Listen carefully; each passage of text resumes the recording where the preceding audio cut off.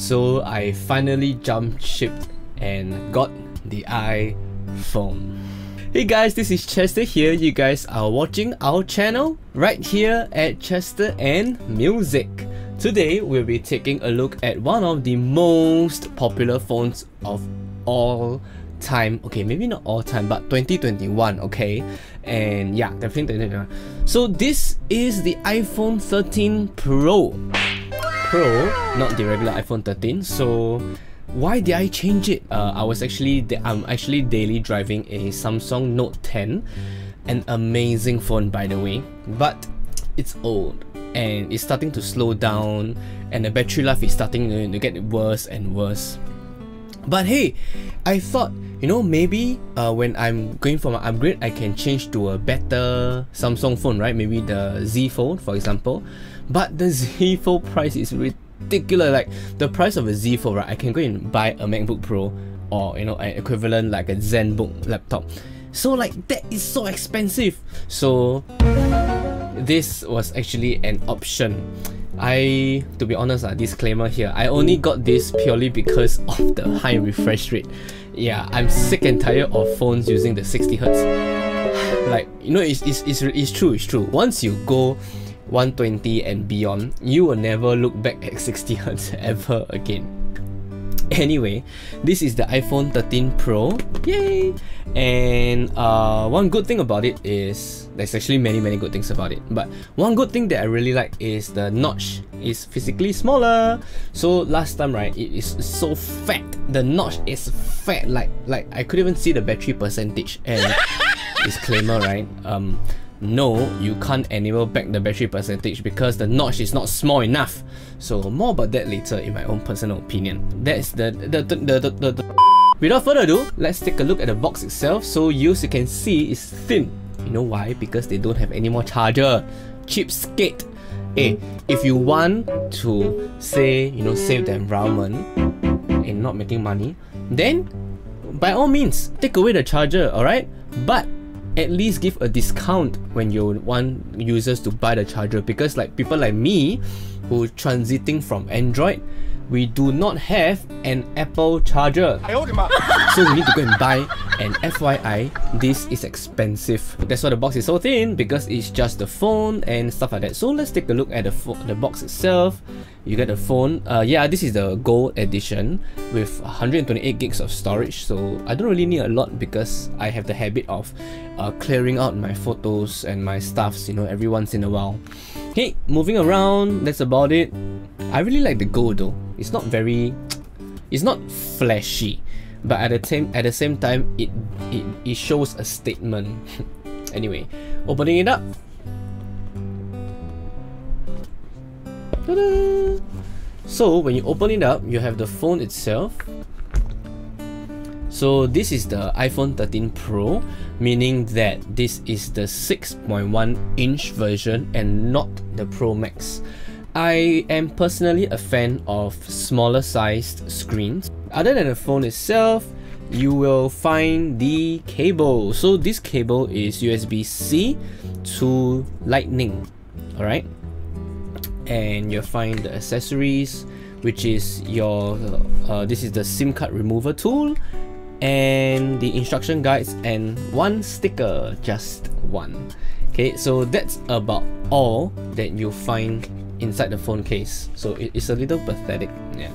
So what are the accompanying accessories that I bought with it, right? Is firstly, I think this is crucial to everybody. This is the Lightning to aux. So Lightning to 3.5mm adapter. So you can plug in your earpiece and listen to music while you're on it. If you're like me, who don't really like wireless, yeah, I'm the very traditional kind, okay? And of course, you have to purchase this charger. So the iPhone 13 Pro, right, they actually supports more than 20 watts of charging.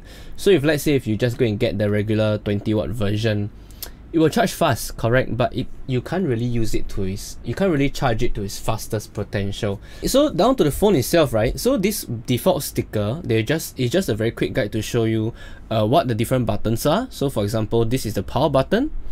Okay, this is the volume down, volume up. Okay, and this is the alarm button. So up is to the silent mode is off, down silent mode will be on, which means that it's only vibrating. And then over here is the SIM card removal tool, the removal tray. Okay, down to the other side, you see the big ass cameras. So yes, good cameras are great. So iPhones, they had a infamous history of, you know, the cameras are exceptional in daylight, but nighttime, stop it. Yeah. Get some help. But I heard that over in this generation, they really improved it a lot, especially in their night settings. So I take it as a good thing. Talking about the specs a little bit, right? So in terms of dimensions, your length or height in the Apple website, the length is 146 millimeters. Okay, the width, it is 71 millimeters, and the height, it is 7.8, or the depth, 7.8 millimeters. Okay, 146 by 71 by 7.8 millimeters. So it is pretty good, but it is above 200 grams. So I don't know if that affects some people, but I really appreciate the heft to it, because if your phone is too light, it feels like a toy. You get what I mean? If it's too plasticky, you know, it feels like a toy. But this has weight because it's freaking stainless steel. So steel is heavy. So that's why it's actually heavier than the regular iPhone 13. The iPhone 13 uses aluminium, so it's a little bit lighter, and aluminium has different colors. So the color palette, that explains why the color palette is different. Talking about the CPU now, so the internal CPU of the iPhone 13 series is A15. So this is their latest one. So A15 is basically the fastest the fastest phone processor in the market. Actually, it's been like that for a while now. The screen, okay, now let's take this out. Yay! So just a very quick disclaimer, I've already, you know, took it out. I've already just a very quick setup on the phone. Yay! That's that. Yeah. So oh my god, can you see it? Oh my god, look at it. The smooth refresh rate. Woo-hoo-hoo. The screen is actually 6.1 inches diagonally, and it has the liquid retina XDR. Liquid retina just basically means liquid for liquid for the display. Retina because of the retina display, more about that later. XDR for the extreme dynamic range, so that they can display HDR content well. It has a resolution of 2532 by 1170. Why the numbers are weird is because Apple doesn't conform to the industry standard. You know, regular industry standards, they'll give you things like Full HD, you know, and everything.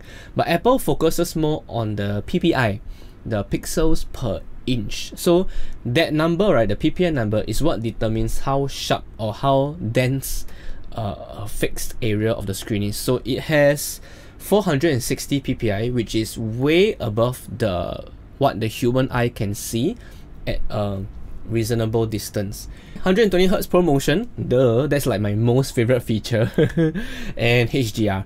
So HDR, it can display up to maximum of 1200 nits of brightness and 1000 nits typical or sustained. Talking about the cameras, well, I mean, nowadays what's a phone without its cameras, right? So talking about the three cameras, they call it the telephoto, the wide, and the ultra wide. So I don't know which is which, but when you look at it, right, you can see that the lens are different sizes and everything. Okay, so the telephoto goes up to 6 times in optical zoom, and up to 15 times in digital zoom. So you basically want optical zoom if you want the clearest quality, and if you just want to zoom in, then yeah, digital works best. So the three cameras, they are amazing. Alright, in daylight, yeah, I've mentioned before, iPhone cameras are one of the best in the business. Their color production, their color accuracy is very good. Okay, so one thing I noticed is that when you first launch the camera app, right, they will actually ask you what kind of profile do you want to set on your camera. It's like a filter, but a global filter. So the default one is like 00, and then tone and warmth lah. So one is plus 50% warmth, minus 50% warmth, plus 50% tone, minus 50% tone, depending on your color preference. What's the point of having a good camera if your screen can't handle it? So we have already talked about how good the screen is, right? It has a freaking 2,000,000 to 1 contrast ratio. That's how it achieves its HDR, because it contrast and the brightness. So it's actually a very solid screen. One of the modes that they have been advertising this year especially is called the cinematic mode. So the cinematic mode, right, basically is like you put a phone there stationary and then you can be moving around and the frame will actually move along in retrospect to it. So it's like the phone is here, you are standing here, you can be moving like that, right? And rather than in the scene, right, you're just moving, the actual frame itself will move to fit you, so you're basically centered in the screen. So I think that's pretty cool, but I probably won't use it. So yeah, that works for most people lah, but that won't work for me. It's more of a gimmick for me. So now let's talk a little bit about power. So via MagSafe, which is the magnetic induction coil thingy, via MagSafe you can charge up to a maximum of 15 watts. Qi, I don't know how you pronounce it, QI, yeah, the industry standard for the wireless. However, that only halves it at 7.5 watts.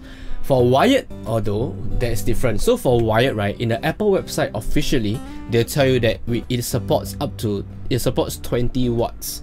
So you can actually buy the 20-watt charger. But I've actually read reports, unofficial reports, that the Pro series can actually charge higher than 20 watts. It actually goes up to 24 in some situations where, if I'm not wrong, the battery is between 20 to 40% around there. So it will actually charge faster, which actually explains why I got the 30-watt charger, so that you can actually charge it faster.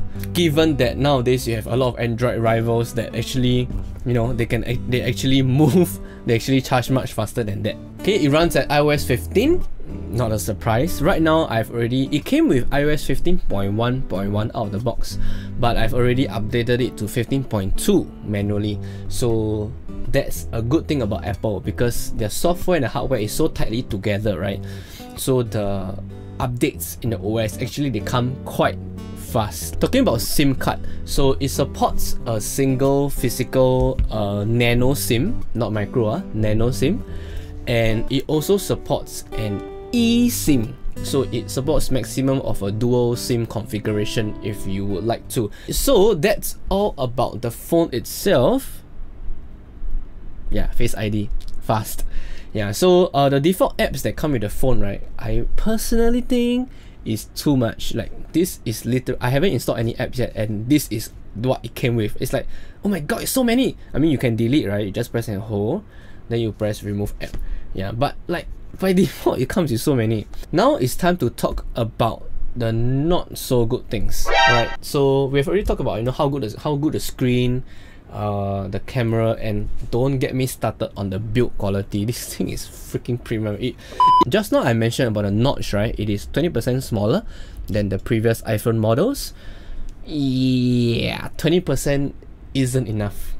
I mean, they probably can R&D more, and I really do hope the next generation they can really reduce the size of that notch, if they can. Second thing that really annoys me is that I really love Touch ID. Alright, put in the comment section who loves Touch ID. Just raise up your hand. I love Touch ID. You just press one time, like, see? Woo! Just like that. Yeah. It's awesome, it's fast, and it's reliable. Face ID, on the other hand, it works when I'm not wearing anything, but in case you forgot, we need to wear a mask when we go out, and it doesn't freaking work with a mask on.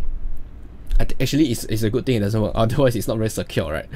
Yeah, but it doesn't work, so that means that every time I unlock the phone, I have to use my password, which is annoying, because it's like I go back to the olden times like that. One last thing that I really don't like about the iPhone series is the lack of always on display. Android phones, right, we always have this always on display, which means that even when you lock your phone, it's not a black screen, right? Although now you look at the feature, right, you can, like, you know, like, I don't know how to do it. Yeah, like you look at the phone a bit and then the screen will automatically light up. Yeah, that's a good thing. But sometimes I just, out of my pocket, I just want to take it out and then see the time without the whole screen lighting up.